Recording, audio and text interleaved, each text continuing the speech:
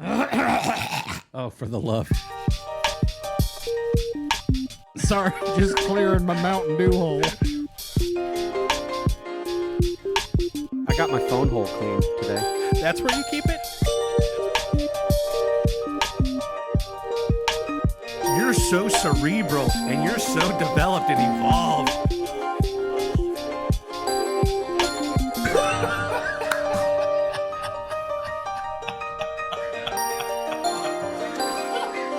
From the middle after dark over here. Hello, everyone, and thank you for tuning in for episode 63 of From the Middle.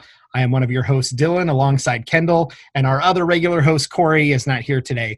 But we are three middle-class guys living in the middle of America in the middle chapters of our lives with point of view somewhere in the middle. Well, two of us today, at least. Although we did bring in a great sub. We've got Jeff Pyles here today. And Kendall, you know Jeff, so I'm going to go ahead and let you introduce him. But thank you so much, everyone, for tuning into the podcast. If you're on YouTube, you already noticed that Corey has a very handsome sub today. For everyone else listening, you'll know very soon who Jeff is. But Kendall, I'll let you go ahead and introduce Jeff. Also, for those on YouTube, you'll notice that Dylan and I are wearing the same hat, which is embarrassing. You should have coordinated better. Now, these hats were a gift from our guest. And Jeff, I've known Jeff for a while. And then, one of those situations where you have a friend and you part ways and you don't talk to each other for a long time. And I knew kind of through the grapevine that he had started this business called Artius Man, as look for the logo on the hats. And so I was like, oh, that's cool. That's cool. And then Corey had actually ordered some stuff from him as a recommendation of some friends. And then I started to look a little bit more into Artius Man, and holy cow, man, your business has exploded. And we were like, hey, let's get you on the podcast. Or actually my wife was like, hey, let's get him on the podcast. And so here you are. Welcome, Jeff. Thanks, man. It was kind of crazy that day. I saw on Facebook, I think he was saying something about, is beard oil a thing? And it caught my attention. And the funny thing is, I wasn't even friends with him on Facebook, but it was a friend of a friend was tagged. And so I jumped in there immediately. And then to find out he lives right around the corner. So we put together a little package after he bought some stuff and hand delivered it. So, but yeah, that's how we made contact. So hopefully he's enjoying the products. That's awesome. And I can tell you he's like raved about the stuff. So Sweet. Yes, he's definitely enjoyed it. And the care package was a sweet touch. And then all of a sudden I see a picture of a hat. And somehow he got first choice. I don't know how that worked out. So you got the little side patch. Yeah. Although I love mine too. And these are super quality hats. So there's we teamed up with a brand called Branded Bills, and a lot of people use them, but they're just a great company, easy to work with. So we just brought those out a couple months ago. I've worked for huge companies that have gotten really cheap hats, and these are sweaters. So very, very nice choice. So Thanks, you've known, Kendall, you said you've known Jeff for how long? Not too long. I don't know. How long ago was that? 7-8 years ago, I feel like. 7-8 years ago, somewhere in there. That's wild. And then the Facebook, the whole Facebook thing connects us. So you've set up, and lots of people start businesses, and we've all heard numbers about like how many of them fail in the first 5 years, tiny or whatever. But like you're really doing it. Like I've looked at your website, and I clearly don't have enough beard yet. I feel like your product seems so good, and from what Corey said, I need to grow a beard just to be able to buy some stuff to make it work. Right. But tell us a little bit about your company and your website, and we'll go from there.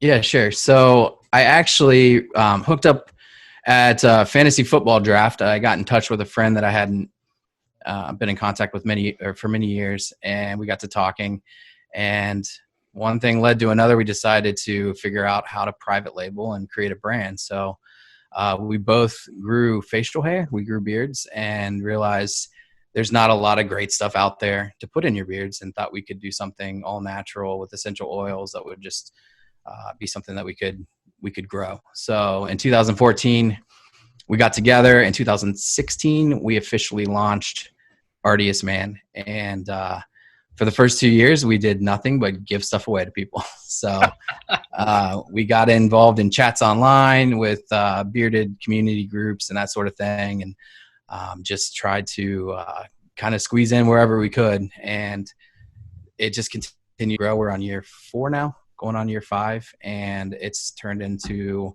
we ship all over the globe. So we send products everywhere, every state, many countries. And so it's been a lot of fun. So That's awesome. So fantasy football started Artius Man. So Yeah, well, that's awesome. And it's so funny because the first time Corey said it, my brain instantly like wants to try to know how to spell it. And like, I want to see the label and logo in my head. And so I had to look it up. So it's Artius Man. Correct. Artiusman.com is the website, right? Yep. And so Artius, that means complete. That's why we picked the name. So we wanted to offer anything a man would need to take care of himself. So it kind of leaves it open for all grooming products. And right now we have mostly beard products, but we do offer a full line of body wash, body scrub, shampoo, conditioner, those kind of things. So, and between the Columbus Crew stuff and the discussion of fantasy football, I think we get along very well as a whole collective group. How excited are you for the new Columbus Crew Stadium? Oh, I'm super excited. I was at the first game back in '96, and I've been season ticket holder for 10 plus years. So when they announced that they were leaving, I mean, I'll never forget. It was October 17th. Like, I remember the date, the time, the tweet, everything. And so I was crushed. And so I'm glad ownership stepped up and a new ownership stepped up, and we just secured our season tickets for the new stadium. So hopefully COVID is over by then and we can all get back to going to games. And we're looking forward to it. You know, it's funny, for the Midwest loving food and barbecue and the idea of traveling places to eat, we all instantly turned on the city of Austin. Quickly. Oh yeah.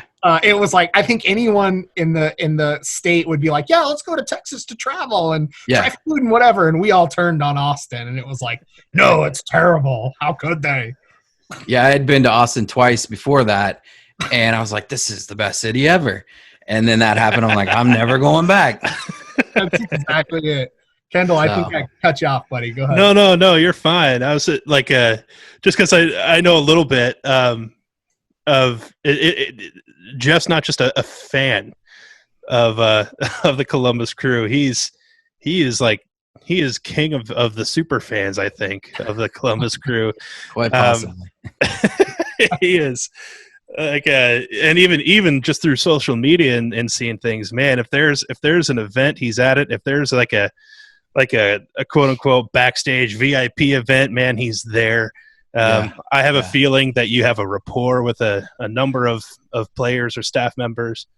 Some of the players my kids have gotten to know over the past couple of years. We sit right in the front row, right where the players come out of the tunnel, and so they've snagged cleats, jerseys, goalie gloves. I mean, just anything you can imagine.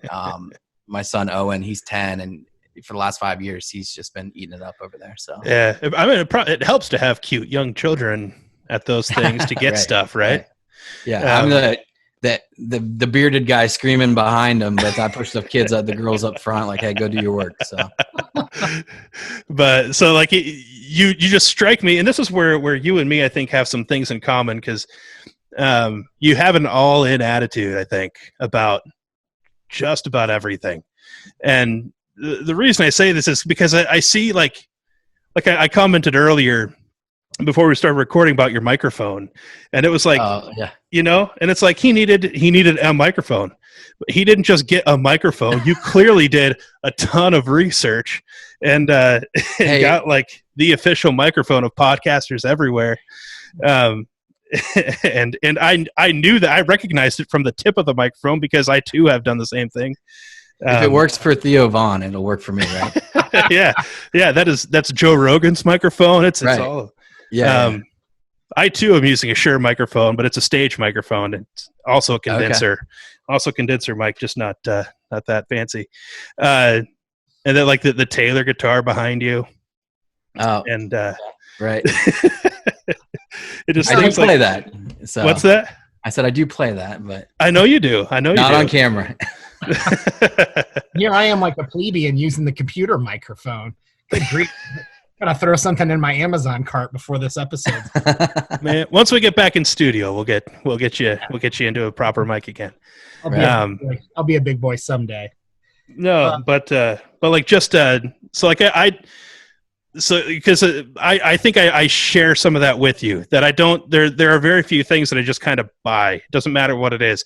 I was buying whiteboard erasers because I wanted some for our home, and I like found myself like researching whiteboard erasers for about 30 minutes before I would actually pull the trigger on buying one. Nice. It's like that all in. All of that said, because of that character, that all in attitude that I trust that Jeff has, I would probably pretty much buy anything that you would come up with to make. And so, Thanks, man. yeah, Artius Man, I haven't jumped down that road yet, but I'll tell you right now, like I do use beard oil, and Okay. next time I need beard oil, it's coming from you. Be trying some of the other stuff, which leads me to another question. Yes. In your opinion, so you have several scents, right? Yes, we have about 20 different scents on the beard line. Jeez, good night. Yeah. So what was like? Do you have like a signature? Do you have like one that's special to you? One that's more popular? Yeah. So What should I get? when we first got started, we actually just had unscented oil, and we realized that the beard market was huge, and we needed to look at just getting more scents, getting more products. So we just had a unscented beard oil. That was the only item we had. Then we initially, or after that, we launched 5 different scents, and one was Classic Gent, Mountain Air, Citrus Fire, Citrus Spice, and one other one. And then we slowly just kept adding scents. People would ask us for stuff, but we vowed to only use essential oils and not fragrance oils on our products. Right or wrong, I mean, there's pluses and minuses to both, but we just thought we would go the essential oil route. So sometimes guys would ask us for like hot apple pie or pumpkin spice latte, and I'm like, I don't know how to make that with essential oils. I'm sorry. So Bit of a fringe request, I'm sure. You go to Starbucks and then you mix it into your stuff, man. Yeah, venti, go there now. So anyway, so we learned a lot, and then we teamed up with these distributors of essential oils out of California, one of the companies we work with, and we picked their brain, and they taught us a lot. We learned a lot about mixing oils and what goes well with each other, top notes, middle notes, base notes, those kind of things. So our scents have kind of evolved to where in the past year, we've launched 2 scents now that are by far our top sellers. And it's called one's called Restoration and one's called 3 Wood. I actually have, not sure how well that'll work, but I actually have 3 Wood here. So this is our standard oil bottle here. And those are complex scents, and they were fun to make. They have really expensive essential oils in them, and people love them. So so we kind of started very basic and just a citrusy or a spearmint, and we've now moved up to where this 3 Wood scent has oud. It has, just like a neroli. It has a lot of different things in it that kind of give it a complex, more cologne scent. So that's what we're trying to go for now. It's just more of that complex stuff, and guys really like it. So a personal question. A personal question about scents then is, so with my wife has proven to be kind of particular about what I smell like, right? And and so what we've kind of landed on is she likes clean scents. So kind of like more of like the soapy kind of smells, kind of more floral kind of smells. And even more specifically, what I have learned lately, because I literally I went around and I bought all these samples of different aftershaves, and just anywhere that would sell me a sample for like $1 or $2, I bought it, and I had like 20 of them. And the ones that she kept coming back to telling me that she liked were like lavender-ish smells. Okay. Yeah, so Restoration actually has lavender in it. There you go. Yeah, so it's got tonka bean, it's got sandalwood, it's got lavender, black pepper, the oud wood again, the garwood. So Restoration might be your scent. It might be, man. And sandalwood has been like my personal favorite, like sort of all my life. And so sandalwood with lavender sounds like it for me. It's all coming together. You know what? I'm just like I am with whiteboard erasers. I'm I have nerded out over like in the past like shave soaps and aftershaves and even deodorants and things. Like I'm excited. I'm going to be buying all of your things. We do have a great shaving cream, by the way. So our shaving cream, it's a brushless shaving cream. It just comes in a 4-ounce 10 and it works really well. So cool. All right, so let me jump back a little bit. We're at fantasy football, and then we got into like lavender and teak wood. So why, like, how are you sitting at fantasy football and think, let's do men's care products? Like, you have beards, but like, what was the conversation? So I talked. So my business partner is Mike Brown, and so I talked with him, and he was asking me if I liked what I was doing. I was traveling. I was working prisons all over the country, and I'd been doing that for about 10 or 15 years at that point. And I liked what I was doing, but I was traveling a lot, and we just found out we were going to have our third child, and my wife works full time. So I kind of was thinking, man, it'd be nice if I didn't have to get on a plane every Monday and fly back Thursday. I mean, it was a great job. I worked for a great guy at the company, and it was a really hard decision to say goodbye because, I mean, it was just him and I and a couple other people. So when I left, I felt terrible. So yeah, Mike's like, well, let's try to figure out something, maybe we can work on something. So we played around with private labeling a couple things, sold some stuff on Amazon, just kind of learn the ins and outs. And we realized that we needed something that people could rebuy if we really wanted to make something out of it.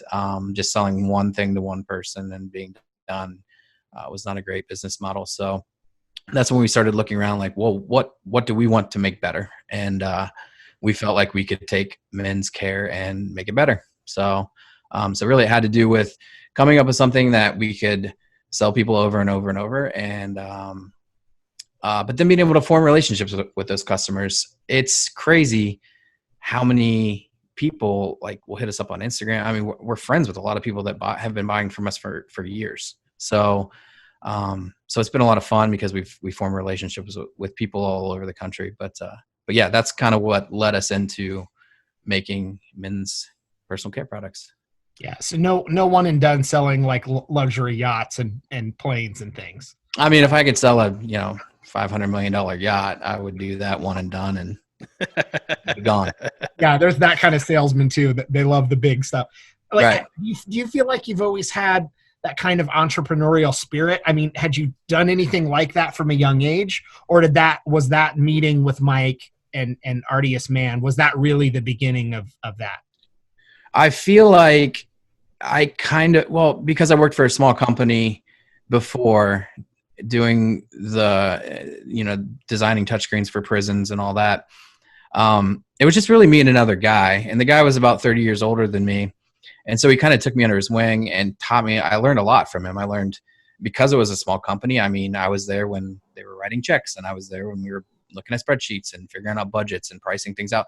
So I kind of got a healthy dose of all aspects of business in general by working for him. So I really did learn a ton from him. He was a great mentor, a good friend. And so yeah, I kind of learned a bunch from him and then realized, hey, I think I can do this on my own. And I got to the point where it's like, okay, let's see if we can make it happen. And thank God for my wife who put up with it for 3 years. I mean, she has a great job. She works for Abbott Nutrition, so that helped. So yeah, she carried me for the first few years for sure. So. Well, that's super helpful. That supportive spouse can take you a long way, especially if you're doing something like a podcast for free that takes up lots of time. So, right. I mean, whatever it happens to be, it helps to have a supportive spouse. We did try a few different things too. I mean, at one point we were going to be fantasy football experts and we were going to have a podcast and do all this stuff. And I every idea we had, I told her this is the one and we're going to make money from it. I promise. And thank God for beard oil because Yeah. now I can actually make money. So Yeah. I mean, there is like, I do feel like the market has been needing companies like yours for a while. I mean, I can tell you firsthand for me, like looking around, this is before my wife and I had went down the journey of smelling different scents to find something that we both loved. But I remember looking for I didn't want scents to smell bad with each other. So if my shampoo is one thing, my body wash is another, my deodorant is a third, and my beard oil is something else, and that kind of thing. And so I wanted to try to find stuff that jived, and I was having such a hard time because the market for the kinds of products I was looking for existed, but it was all just very distant, and there was relatively little competition. And I actually remember one year, so now I haven't smelled anything yet from Artius Man, but my single favorite scent in the world has been Sandalwood, specifically from Taylorville Bond Street. Their Sandalwood scent to me is legendary. And so I actually one year ordered a year supply from their shop in England and London. And I bought if they had it in that scent, I bought it. And I bought what I thought about a year's worth would be. And that was way too expensive to do it that way. Right. But the fact is I couldn't find enough quality products that I could get to me here in the States. And so I'm excited. I'm excited about Artius Man. Yes. So our Sandalwood scent is just that. We take we have a base oil for all of our beard oils. It's all the same as far as the base carrier oils. And then we add the essential oils for the scent. So for Sandalwood, we call it Classic Gentleman. That's the name of it. And it's just pure sandalwood. So we take pure expensive sandalwood and put it in the oil. So yeah. So why we were so interested in having you on it. It wasn't because you threw in some samples for Corey and got cool hats, right? I mean, that's awesome. But this is kind of a niche thing that people, at least certainly from Corey and Kendall's perspective, they were immediately like, this is something not a lot of people are doing well.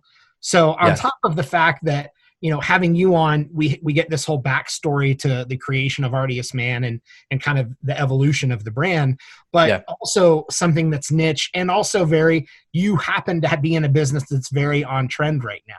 So there's a lot of this, we did a podcast episode not long ago on our thoughts on manliness, and there's a lot of the trend right now is beards, and I'm going to go get my hair cut, and if they're going to serve me whiskey in front of a fireplace in a huge leather chair, like it's a gentleman's club from the 19th century, And so it's just a cool, interesting thing that's happening in the world, and you fall perfectly in our laps, not only geographically, but also the brand. Especially for two of the hosts, and you've got other things for me. So you'll have to tell me for the non-bearded gentleman what the best things are. Sure.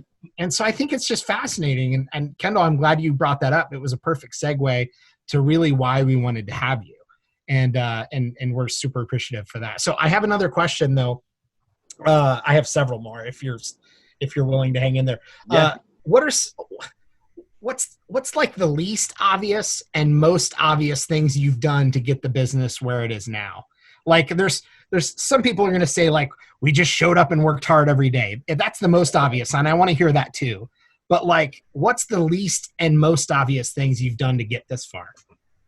So, well, the thing that really helped us get to where we are all the influencers on YouTube and Instagram.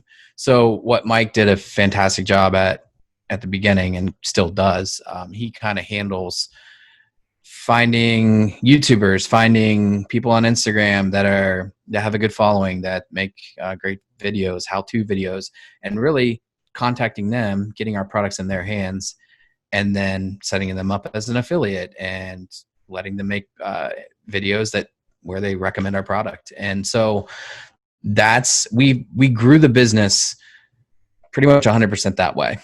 We didn't spend money on marketing. We didn't spend money on advertising. If we did spend money, it was because someone made a video and they made an affiliate sale and they got a percentage of it. And so that put money in their pocket. And so we basically only paid anytime somebody made a sale. So that's 90% of how we got where we are today. And there's some great YouTubers out there. I mean, BeardTube, and he's the big one, and Dan C, and Beard Times with Scott. I mean, I could go on and on.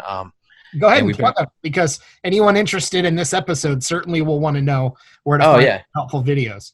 Yeah, so I mean, those are some of the big ones. Greg Boswell, No BS Beard Reviews. So there's a lot of guys out there, and it's kind of like this just community that everybody watches everybody's videos and everybody gets involved. I wasn't in a live stream last night, but Dan C Bearded, he's kind of really growing his channel a lot lately. It's gone from 5,000 to 30,000 very quickly. And so he was doing a bunch of giveaways for our products last night. And so I just jumped in the chat and just hung out and talked to people. I wasn't on video, but just via text chat. And it was a lot of fun. So it's guys like that support us. But he'll straight up tell you, if you have a bad product, he doesn't like our beard oil. He does not like our beard oil. He says it's too thick. And so he doesn't recommend it to people. But what came out of last night was, hey, we should do a collaboration of a thin oil. We'll call it the Dan C Bearded Thin Oil or something like that. And so today I'm emailing back and forth, and we're talking scent profile, and we're going to do a special beard oil just with his name on it. So it's just forming those little relationships along the way. And so that's, I don't know if that's obvious or not obvious, but that's how we did it. And hard work, but really it's establishing contacts. It's kind of the same in anything. It's just making the right contacts and then having somebody take the time to do a review video on your products and put it out there and tell people to buy it. So, yeah. And kudos to you, because if you had made junky products, he wouldn't have promoted it anyways. Right. Certainly a big chunk of the equation. Yeah. If you have good products, then you can figure everything else out. If you have bad products, there's nothing you can do. So not a whole lot you can do. So I mentioned this kind of whole trend of, bearded guys getting their hair cut at fancy barbershops and, whiskey and bourbon tours and all the stuff that's very beards, and it's kind of part of the hipster trend. It's not. What are your thoughts on all of that? Any of that? There's this whole thing that's trending right now. Corey had commented, like, turn of the century branding, like the boxer guy, on a slapped on a label. And it's all this marketing thing for what's going on in the world right now. Do you have any thoughts on any of that? Well, I gave up trying to grow a top knot a couple months ago. Yeah. I believe you too about that. If I had enough hair on top, no, I still wouldn't do it. But, it would have looked sick at the crew games, though. It would have let that thing down. I don't know. I mean, I think guys are definitely more aware of personal hygiene these days, and the fact that there are lots of products out there that they can use and make themselves look good, make themselves smell good. So I think that's a thing. As far as the old school, I don't know. Some of it's a little overboard, but I don't mind it. We have customers on both sides of the spectrum there. We have some of those hipster beard guys, and they're great. And we have some of the guys that they've had a beard and tattoos since they were 11 years old, and they're buying hand cream because they're working on cars all day long, and they just want their hands to not crack. So it's kind of cool because we get to deal with the whole spectrum of guys out there. So yeah, and that probably gives you a lot of feedback too on all those products, because if you get too niche, you've got to really dominate. But the fact that you've got this whole spectrum of customers means that you're getting sometimes niche feedback, but sometimes really helpful stuff from different ends of the spectrum, I'm sure. Yeah. Yep. That's awesome. Kendall, I'm sorry. I'm loving having Jeff on. So if you dude, you're fine. You're fine, man. Most of my questions are like, I just want to go back to like nerding about men's grooming.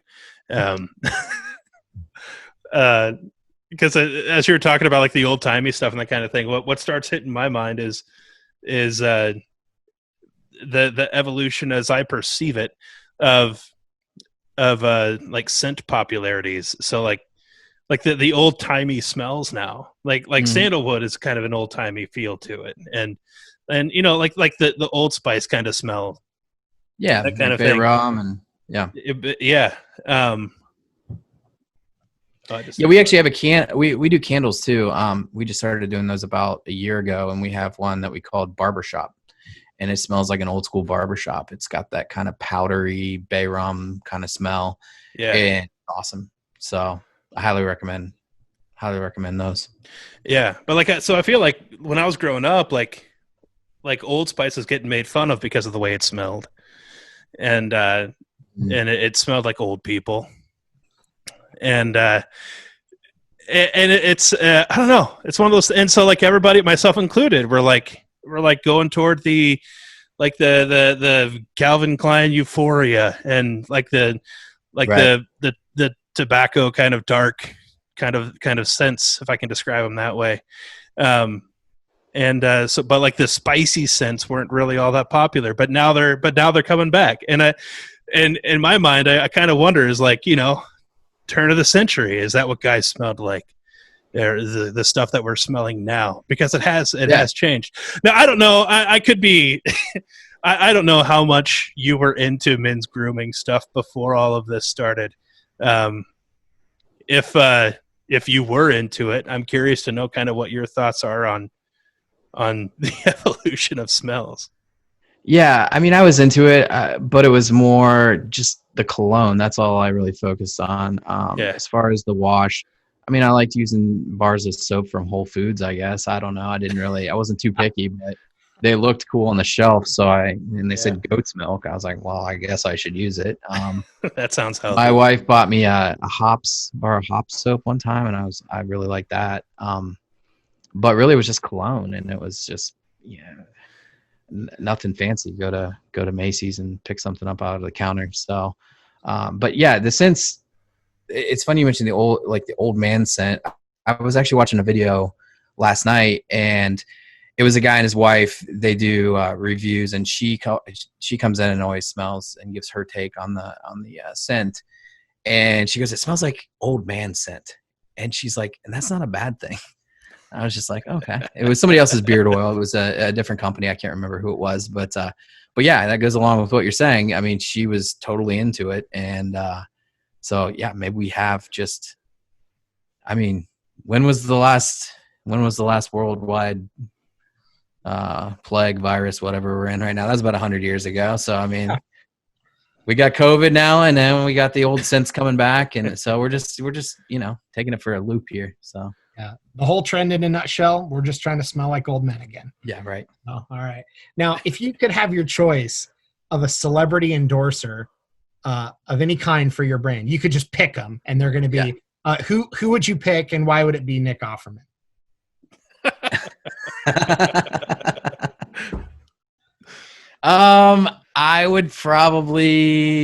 I'd go James Harden. I guess I gotta go to James Harden. Okay. The beard. So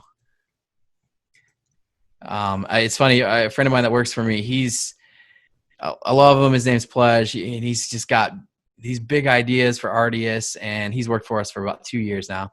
And I mean, he's like, man, I'm gonna get in touch with LeBron James. I'm gonna get in touch with James Harden. Like, we're gonna make this happen. And I was like, hey man, please do. So but no, we'll see. Maybe someday. I'd like to see than like an Artius banner with LeBron and like Mike Rowe from Dirty Jobs, both on the same banner. Like the Empty Man brand, like Tim Allen and Nick Offerman are all and then a couple, throw in some sports people. It's great. Throw them all in together and cover the spectrum. That's awesome. James Harden. Okay, we'll see if we have any poll on Twitter. All right, yeah, see what you can do. Give him your we can talk about the code, right? You guys have a 25%. You can give him the code, and then you're set. You're golden. Yeah. You very kindly offered a promo code up to us for Artius Man, Artius man.com. We've been talking about some of the awesome stuff. Tell us how that works. Just go to the website, throw everything in the cart. Yeah, and when you check out, if you just put in the middle, all one word, just the middle, and that'll save you 25% off your first purchase. So, and it'll help these guys out, help support their podcasts, and so they can keep doing what they're doing. Yeah, that's very kind of you. And we'll make sure to push that out on our social channels so people can see it and see the code and help them save on their first order. So just dump a bunch of stuff in your cart on the first order and use the code, and then you'll be fine. Kendall, same for you. That's awesome. Treat yourself to some of that classic gentleman sandalwood. Classic gentleman sandalwood stuff. And yeah, you better believe I'm going to be using I was about to say from the middle code. Yeah. So we actually have a scent coming out. We only bring it out once a year. It's called Autumn Spice, and that's a really popular one. It'll be out in October, so something to look for if you guys are into that kind of smell. So, and cinnamon, clove. If you're into pumpkin spice stuff, should you buy that for your significant other? Pumpkin spice? If you like pumpkin spice products, yes. You buy Autumn Spice. Yeah. Those would be like related flavors, right? Or scents. They're similar, and quite honestly, the women love Autumn Spice. They actually have friends that contact me, and they're like, "Can I just get some of that essential oil so I can diffuse it in my house?" So. Here's what you do. It's a great scent for sure. So they have Artius Man has candles, right? We do. Yep. And is the Autumn Spice going to be in candle form? No. So with our candles, that's the one product we actually use fragrance oil in. Okay. Number one, it gives us a little more flexibility on what we can do, and then number two, it's really hard to make an essential oil fill the room. So when we started learning how to make candles and the difference between hot throw and cold throw. Really it's just trying to get that scent to fill the room, and you can't do it, and it's super expensive. So if I were to make a sandalwood candle, I would have to dump probably $100 worth of sandalwood in an 8-ounce candle just to make it smell like anything, and obviously no one would buy it at that point. So it gives us some flexibility. So we actually are going to have a fall scent. We're working on a name. It is going to be pumpkin something though, because everybody always wants pumpkin. And it's more like a pumpkin vanilla. We're actually, with one of the girls that works here, we were trying to come up with some sort of creative name this morning when she was here. So yeah, we'll see. But right now I think we have 5 candles. We have Pipe Night, which is awesome. Smells like cherry pipe tobacco. Barrel Proof, if you're into whiskey or bourbon, kind of fills the room with that scent. And then Tobacco Vanilla, Barbershop, and Clean Cut. So... And we sell them to great Christmas presents. If you guys are ever looking for a good last minute gift, I get people to call me all the time locally and say, "Hey, can we buy more candles?" So, and most of them are female. Right on. So to Dylan's point, then what you do is autumn rolls around and you go to, on your way home, you stop by Starbucks, you pick up the pumpkin spice latte. Mm-hmm. For your significant other, you bring it home. You make sure that you're wearing the autumn spice beard oil. Spice, yep. And then you show up and you hand them their latte. They're like, "Oh," and you're like, "Well, wait, there's more. Smell my face." And they smell your face, and then it's over, man. That is game over. Christmas is done at that point. All right, Jeff. So another question for you. If you could immediately, let's say Artius Man was functioning perfectly well without your hands on it, you could immediately jump into doing anything else. What would you do instead if you weren't running a very successful company? I haven't spent a ton of time thinking about that because I've been so busy just making sure everything's flowing normally here. But I definitely would travel. I think traveling with my family and creating memories would be sweet. Doing that is high on my list. I play a little bit of guitar here and there. If I could do that better, maybe that would be sweet. Maybe play on stage somewhere famous someday. I don't know. I'm clearly not headed in that direction, but if anything could happen, that would be something kind of cool. So there's another thing that Jeff and I share is guitar playing. and Sunday morning guitar playing, Right. and that sort of thing, which is, oddly enough, is not something I knew about you back in the day. Oh, right. Yeah. Which I wish I did. But Well, it's kind of crazy how it all came about. Not many people knew. When I was traveling, I mentioned earlier, traveling to prisons and doing that kind of work. I picked up a $50 Fender guitar when I was 18 years old, and I bought Guitar for Dummies, the yellow book, and taught myself 4 chords in my hotel room because I had nothing better to do. And so that's where it kind of started. And I played at the church I grew up going to. I played there, and I was not good. It was terrible. And so then I put the guitar down for a long time because I didn't really have anywhere to play after that. I started attending a different church, and they had just an awesome band, and there was no shot of me playing there. And then because I'm a Dave Matthews fan, I had to own a Taylor at some point in my life. Now, I know he doesn't play Taylor anymore, but back when I was going to his concerts, that's what he had. And so I bought a guitar that I had no right owning, but I bought one. And I still can only play 4 chords. And so fast forward 10 years, we started going to this local church here when we moved back to Sunbury. And this guy calls my wife and he goes, "Hey, I hear your husband plays guitar." And she's like, first of all, she didn't even know who it was. We just started going there. Like, how did you even know that? And so one thing led to another. Next thing you know, I'm at a Wednesday night jam session, and I'm like, okay, well, I guess I'm doing this. And fast forward a couple more years, we've got a new guy in there kind of leading things, and it's actually a lot of fun. And I mean, I personally think we sound pretty good. So yeah, I get to be on stage and be a rock star on Sunday mornings, at least in my head. So yeah, I did that with rock band games. It was great in my living room alone. Yeah. Just jamming out on 4 colored buttons. Right. That was my Yeah. plan. So the guy that leads everything now, he's so talented. I mean, he's singing the opera in New York. Like, he's super talented. He's fun, but he came in and he just challenges everybody to get better, which I like, but it also stresses me out.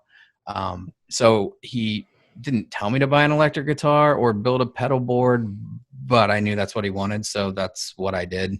And so he throws me on electric, and I'm not any good at it. So maybe, to answer your question, to be a sweet electric guitar player someday. But, yeah. And that's a whole different world too, right? Like, acoustic to electric. Obviously, a lot of the fundamentals and a lot of the memorization translates, but I mean, it is a different instrument. Like, it's not a completely parallel situation. You have to play them differently. My hand is used to being very high on the fretboard and not anywhere down near the bottom. And on electric, you got to kind of use the whole guitar. So yeah. And like the biggest difference that I run into between the two is that with acoustic, like, I feel like there's more room to like accidentally miss notes, and like buzzing a string on a fret isn't as big of a deal. Because things are just kind of more, an acoustic kind of requires you to be a little bit more precise with your movement, where in order to get the sound to come out at all, versus electric, that like everything you do is amplified. One bad miss on a lead, I mean, just one fret off, and it echoes because you're having to go through your delay and all of a sudden, like, you just want to walk off stage. I hate it. Yeah. I mean, I find that, like, so if I like just holding it, if I hold an electric guitar the way that I hold an acoustic guitar, I can't play it in tune. Yeah.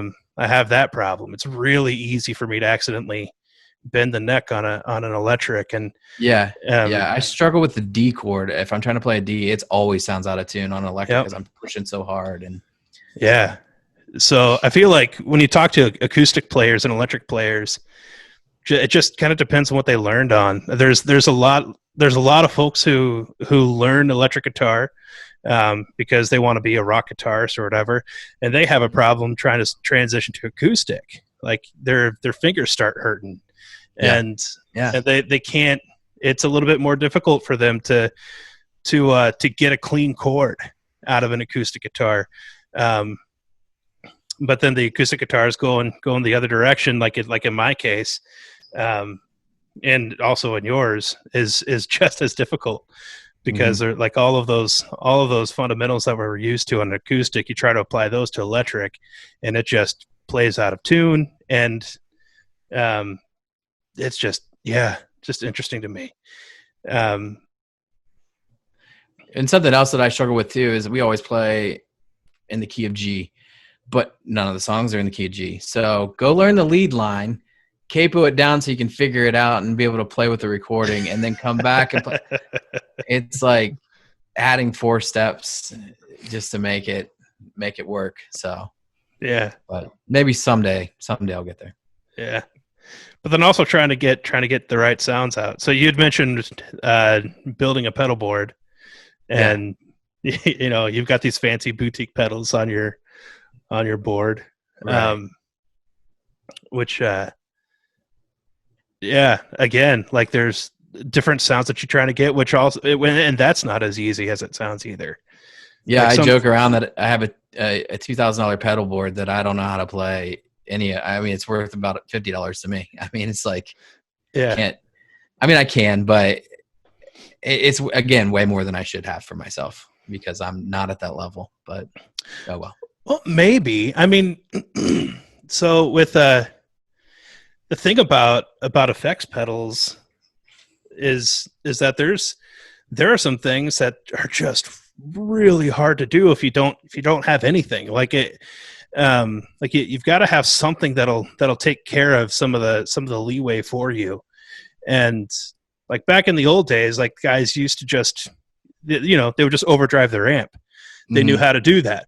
But it also takes a lot of skill and takes a lot of time and practice, like with your specific amplifier, to learn how to manipulate it that way on a consistent basis. And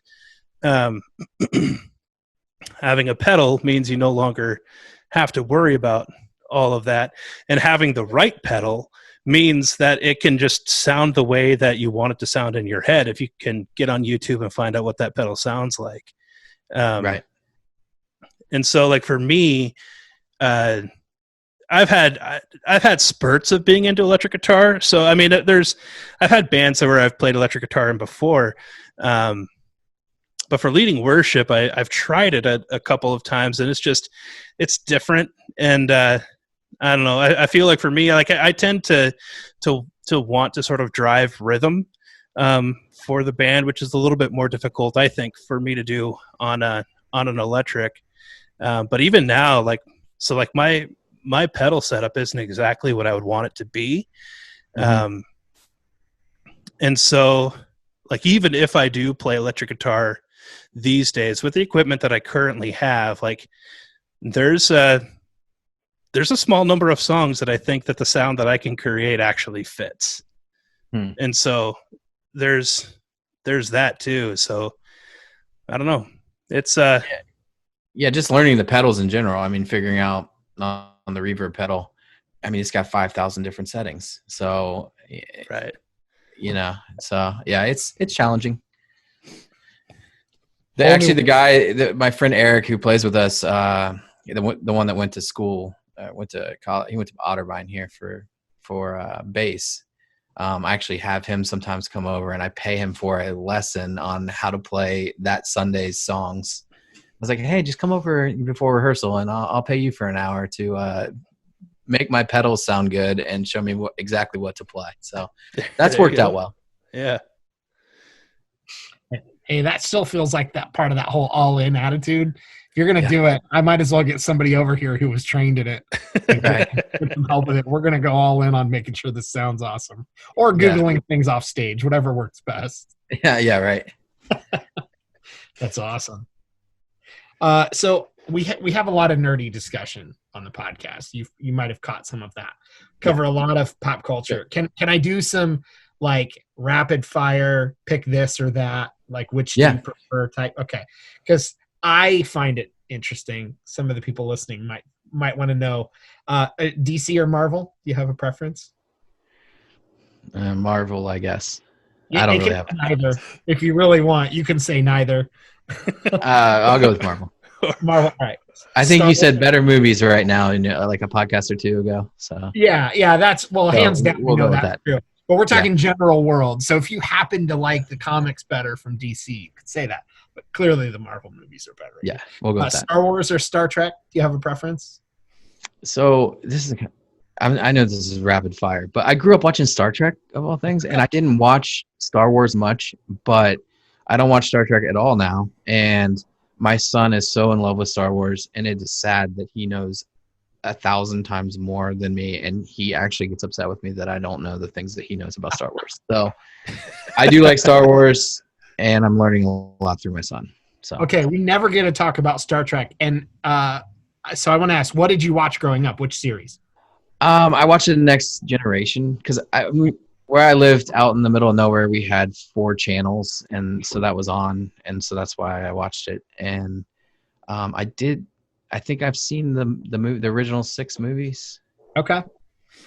Bits and And pieces. how of can them. people not like Jean-Luc Picard? And it's a great cast when they're all gelling. So that's certainly. Did you watch any of the Deep Space Nine or Voyager? Any of that stuff? No. Okay. So it was The Next Generation. It was that was pretty much it. So Next Generation guy. All right. Cool. Yeah. iPhone or Android? iPhone, iPhone. All right. Yeah. PlayStation or Xbox? Xbox.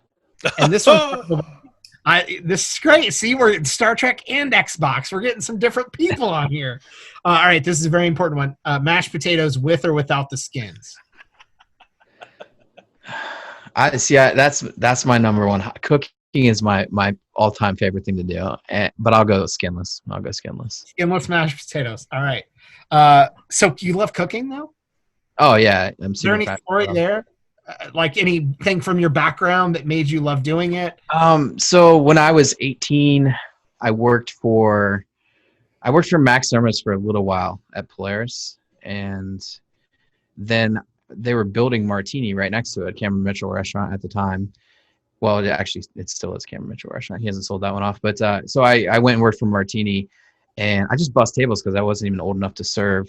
But the coolest thing was they had a party, and I just remember Cameron Mitchell being there, sitting at the bar, hanging out, because it was opening week or whatever, and so I got to see good food prepared, and it kind of ignited a passion for cooking. So yeah, and then I worked at Carrabba's for 6 months, and that was a couple years later when I was 21. I served there. So, what's your favorite thing to cook now?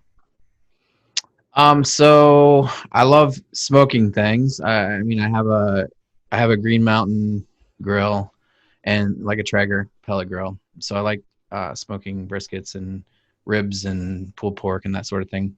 But I really just like making food look fancy. So it can be anything. I love going to high-end restaurants and just. My wife hates it because she hates spending the money. She's like, I don't get it. I was like, well, I really enjoy it. Well, for example, we went out with some friends on Sunday night. We went to Ocean Club, and I got to try Japanese A5 Wagyu beef for the first time ever, and it was amazing. Yeah. And she couldn't understand why I'd pay $20 an ounce for a piece of meat, but oh well, here we are. So and I don't know. I like grilling. I like just anything that it's just fun to make stuff look good on a plate, I think. So I think we preface that, especially Corey and I early on with the podcast, that we really do feel like we're coming from the middle or living life from the middle in a lot of ways, because just like that experience, I can go and enjoy I don't do it often, but I can go enjoy a super nice meal and appreciate they're going to tell me about the flavors and why they paired whatever with whatever, and then go do something and then get Taco Bell on the way home and be just as happy at both. Because I don't know, that's just how we grew up. We didn't have all fine meals. But we did eat nice sometimes, but we also ate very modest a lot of the time because we grew up in rural Ohio. And so I love that because it's just a lot of what we've talked about and honestly what this was based on. It's I can get some Taco Bell on the way home and feel just as happy, or have a super, super nice barbecue meal and all these great sides to pair with it. And then it's like, yeah, and I'm going to go home and eat something out of a can. So, you know. Yeah, I'll eat at Jeff Ruby's, but I'm not scared to slam some White Castle on the way home from a crew game or something like that. So Yeah, that's awesome. Well, you have very kindly answered all my questions. Kendall, do you got anything else for him? You covered the mashed potato question already. what's the right answer, by the way? There isn't there- one really with that one, I don't think. I mean, This maybe is- some roasted red skin potatoes you could leave the skin on, but other than that, I'm going to say no. I'm probably peeling most of mine too, but here okay. So creamy mashed potatoes versus chunky mashed potatoes. They have to have a little chunk. Yes. Yes. I don't want And it's funny because when we go to my wife's family for Thanksgiving, they always ask me to make the mashed potatoes. That's like my thing, I guess. I didn't even know it was my thing. Wow. They just, Yeah. And it was, my niece actually asked me, she goes, I'm putting together a cookbook and I want to know how you make your mashed potatoes. I go, well, I don't really have a recipe. It's a little different every time. So, Yeah. I boil potatoes for a while yeah, right. and then I mash them. Until they're not quite creamy.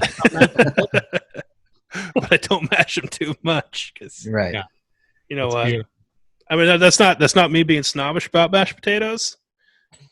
I have a definite preference, but I'll eat them. However, I'll eat them from a box. I don't care. It's fine. I can't do that. I can't do fake mashed potatoes. Oh, I can. I can, and I have, and I will. I draw the line there. That's It's awesome. there's something magical about pouring flakes in a bowl and adding some water, and just like, holy cow! Is it How- snowing? How No. did that happen? Oh, beautiful. Well, Jeff, thank you so much for coming on. We got to cover all the important stuff, including mashed potatoes. And everyone go check out Artius Man, ARTIUSman.com. And like we said earlier, if you happen to skip ahead, Jeff very kindly set up a promo code, save yourself 25% off the first order with promo code The Middle. All one word, The Middle. Go on there, get yourself some awesome stuff. And it sounds like you've got some cool products coming out over the next few months. So people need to keep checking the site or sign up for your email list or whatever you can do on your site. Yeah, that'd be great. Make sure they're in the know because some good gifts coming down the pipeline, I'm sure. Thank you so much, everyone, for listening. We're going to make sure everyone has access to your website and that promo code. And Kendall, did I miss anything? That's it, man. Awesome. Thank you, Yeah, everyone.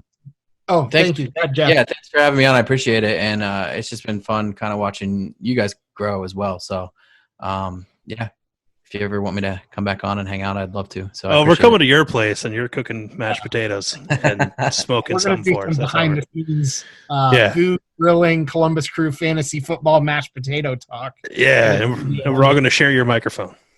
Yeah. Awesome. Well, this has been episode 63 of From the Middle. You can find us literally anywhere that you watch or listen to podcasts, including YouTube. We're at From the Mid Pod everywhere. Thank you so much. We're out. That was fun.